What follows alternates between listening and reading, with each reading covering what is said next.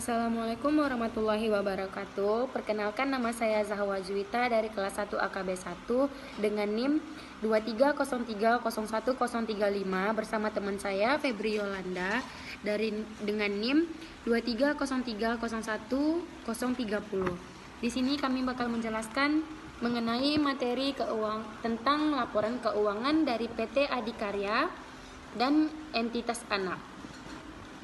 PT Adikarya Tbk adalah perusahaan badan usaha milik negara Indonesia yang bergerak di bidang konstruksi. Selain kantor pusat di Jakarta, perusahaan ini juga memiliki 6 divisi yang berkantor di Medan, Palembang, Jakarta, Surabaya, Balikpapan, dan Makassar. Nah, selanjutnya di sini saya bakal menjelaskan mengenai laba rugi dan penghasilan komprehensif pada tanggal 31 Desember 2020.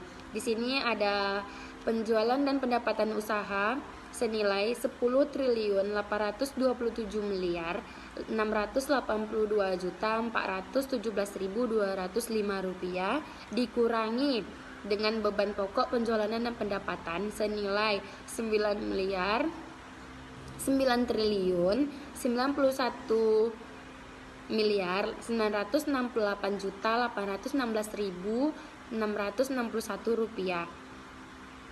Selanjutnya, jumlah laba bruto yaitu senilai 1.713.600.544 rupiah dikurangi beban penjualan, beban umum dan administrasi, maka sisanya yaitu 709.369.527 rupiah. Selanjutnya yaitu ada pendapatan keuangan yaitu 45.216.574.146 rupiah dikurangi beban keuangan senilai 794.842.962 rupiah. Maka keuntungan atau kerugian selisih kurs mata uang asing yaitu senilai 2.368.114.134 rupiah. Bagian atas laba rugi entitas asosiasi yang dicatat dengan menggunakan metode ekuitas yaitu senilai 865.996.456 rupiah. Bagian atas laba rugi ekuitas Ventura bersama yang dicatat menggunakan metode ekuitas yaitu senilai 154.074.066.638 rupiah. Pendapatan lainnya yaitu sejumlah 1.113.901.896 rupiah. Beban lainnya yaitu dikurangi beban lainnya yaitu senilai 61.837.833 rupiah. Jumlah laba rugi sebelum pajak penghasilan yaitu senilai 350.340.639 rupiah 98 rupiah. Pendapatan atau beban pajak yaitu senilai 332.637.986.651 rupiah. Laba rugi dan operasi yang dilanjutkan senilai 23.702.654.447 rupiah. Jumlah laba rugi yaitu senilai 23.702.652.447 rupiah. Pendapatan komprehensif lainnya setelah pajak. Pendapatan komprehensif lainnya yang tidak akan direklasasikan ke laba rugi setelah pajak yaitu pertama, Ada pendapatan komprehensif lainnya atas keuntungan atau kerugian hasil revaluasi aset atap setelah pajak, yaitu senilai 145.915.386.836 rupiah.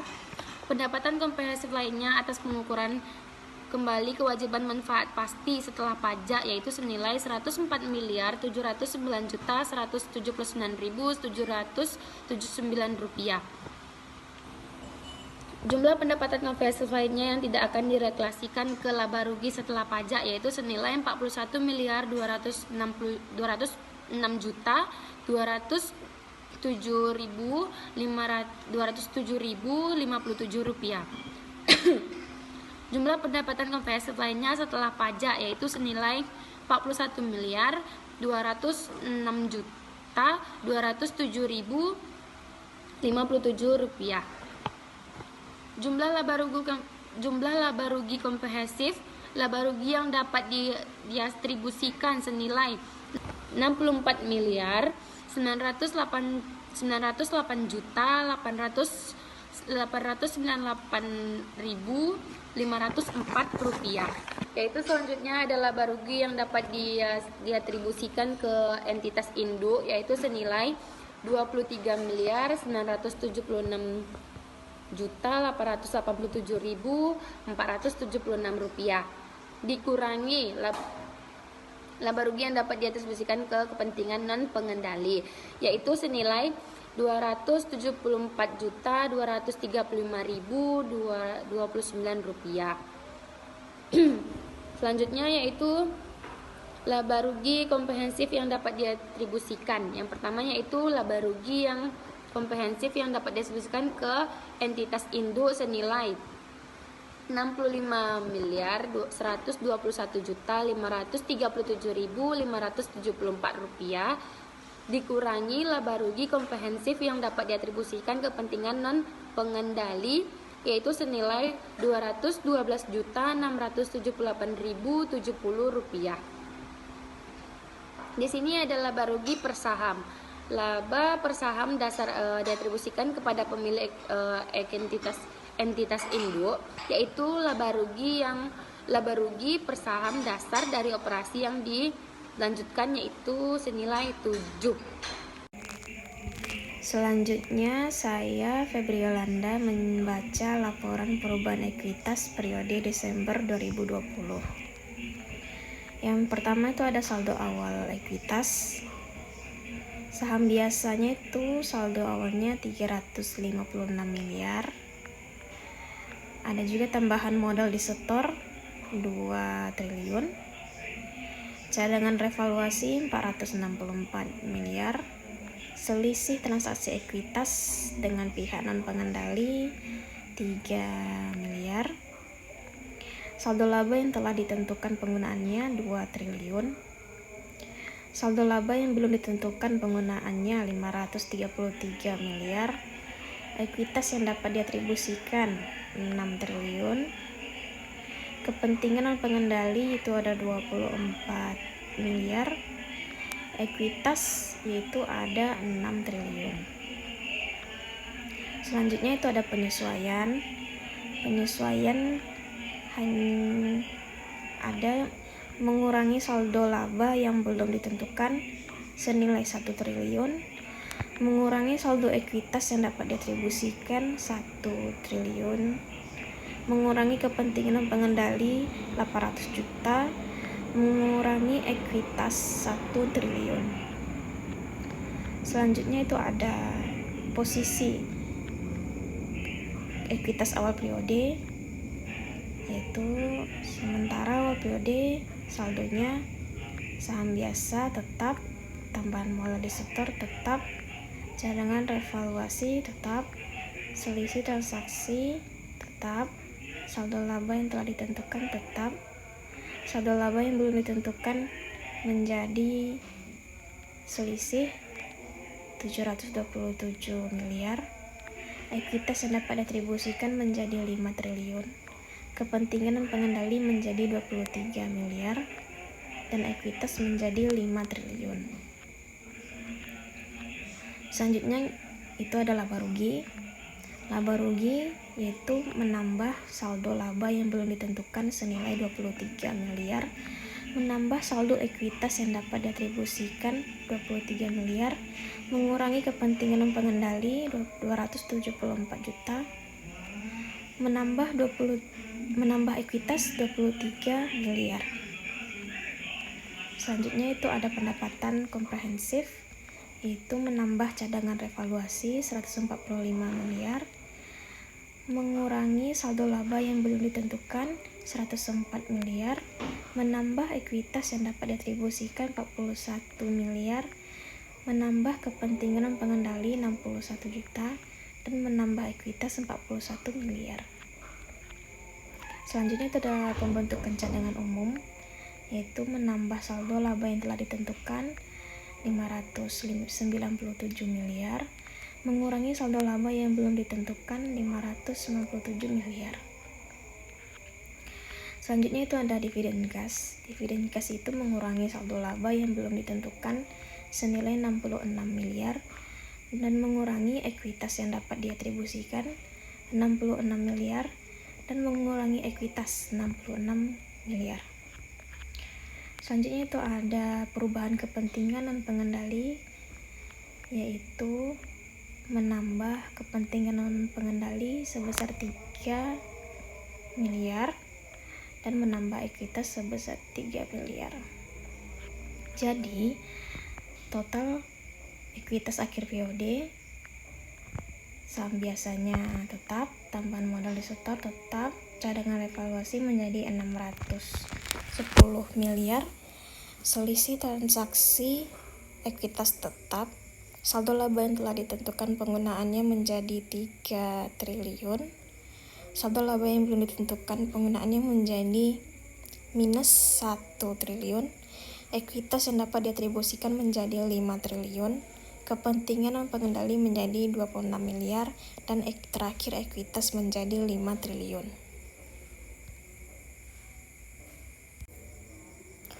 Selanjutnya yaitu laporan posisi keuangan. Yang pertama yaitu aset lancar, yaitu ada kas senilai 2 triliun, piutang usaha senilai 1 triliun,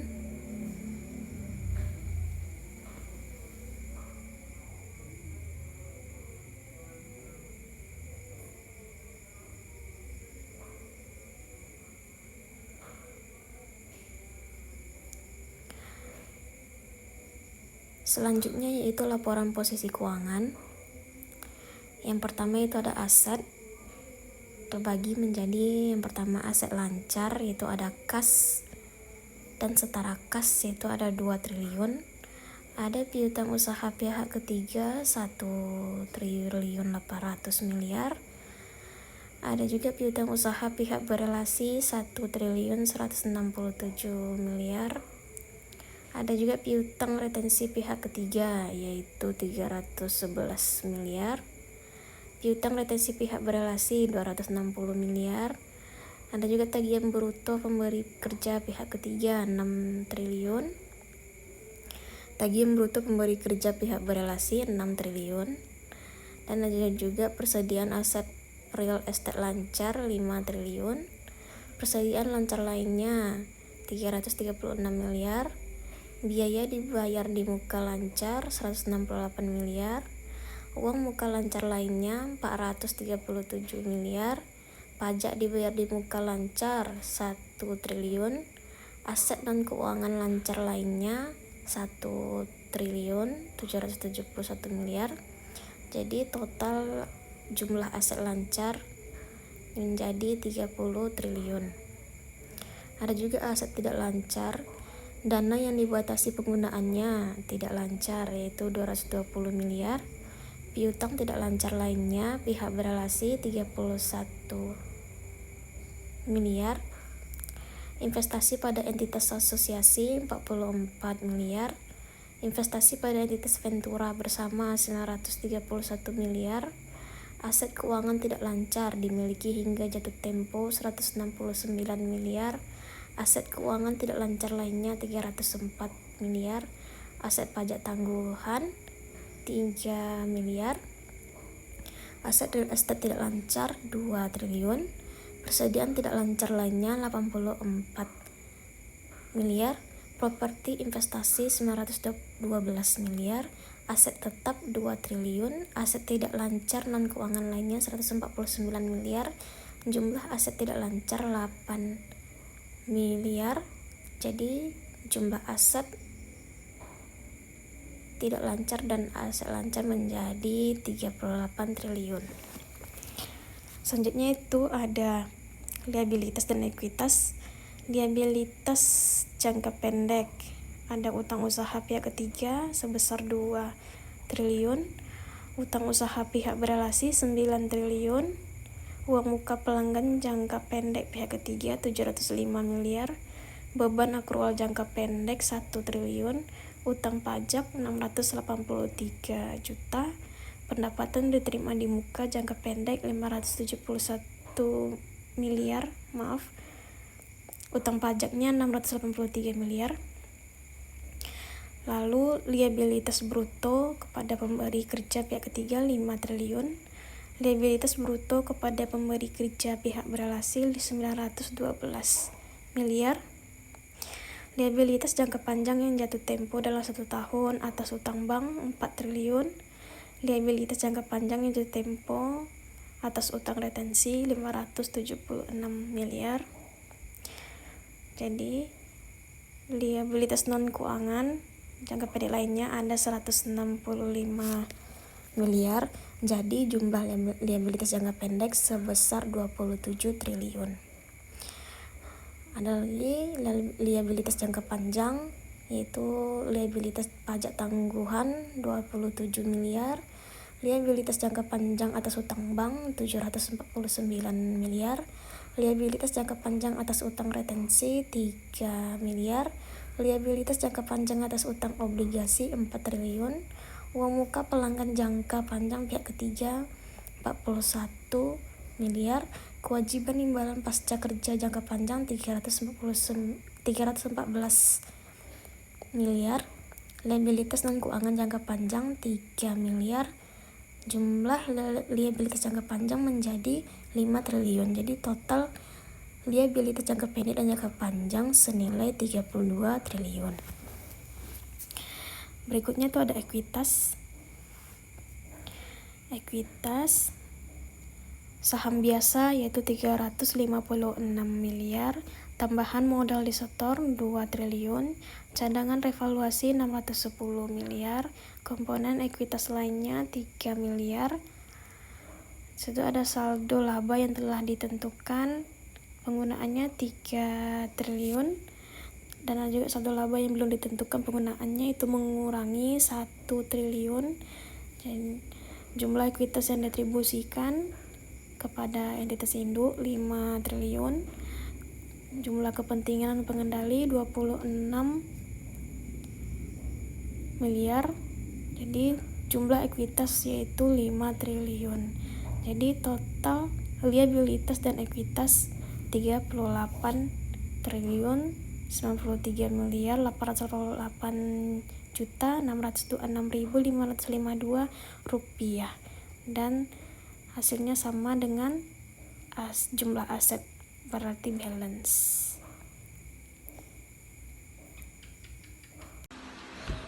Baiklah, sekian materi yang dapat kami sampaikan. Jika ada kesalahan mohon dimaafkan. Wassalamualaikum warahmatullahi wabarakatuh.